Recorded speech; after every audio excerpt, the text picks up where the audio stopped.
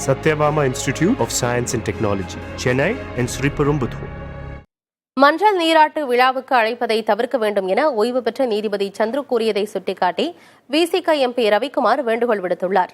சமூக வலைதளத்தில் பதிவொன்றை வெளியிட்டிருக்கும் எம்பி ரவிக்குமார், மஞ்சள் நீராட்டு விழாக்களில் கலந்து கொள்வதை தவிர்க்குமாறு ஓய்வு பெற்ற நீதிபதி சந்துரு தமக்கு வேண்டுகோள் விடுத்துள்ளதாக குறிப்பிட்டுள்ளார்.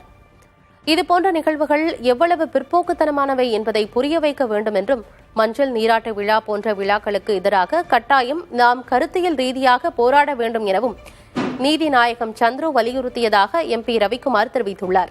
மஞ்சள் நீராட்டு விழா குழந்தைகளுக்கே நல்லதல்ல என்றும், ஊரை கூட்டி அறிவிப்பது மடத்தனம் எனவும் சந்துருவின் வார்த்தைகளை மேற்கோள் காட்டியுள்ளார். அரசியல் தளத்தில் வலதுசாரி போக்கை எதிர்த்துக் கொண்டு பண்பாட்டு தளத்தில் அதனை ஊக்குவிப்பதால் இறுதியில் அரசியல் தளத்திலும் வலதுசாரி போக்கு வலுப்பெறக்கூடும் எனவும் ரவிக்குமார் தெரிவித்துள்ளார். பெண்கள் பருவமெய்வது என்பது ஒரு இயல்பாக உடல் ரீதியாக நடக்கிற ஒரு விஷயம். அதை ஊரறிய விழா கூட்டி அதை அறிவிக்க வேண்டும் என்பது தேவையற்ற ஒன்று.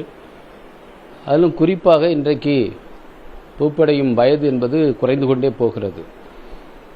அந்த சிறுமிகள் அவர்கள் உளவியல் ரீதியாக மிகப்பெரிய நெருக்கடிக்கு இதனால் ஆளாகிறார்கள்.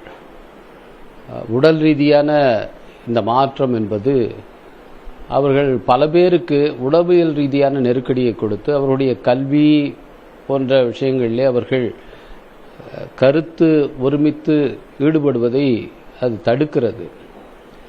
Satyabama Institute of Science and Technology, Chennai and Sriperumbudur.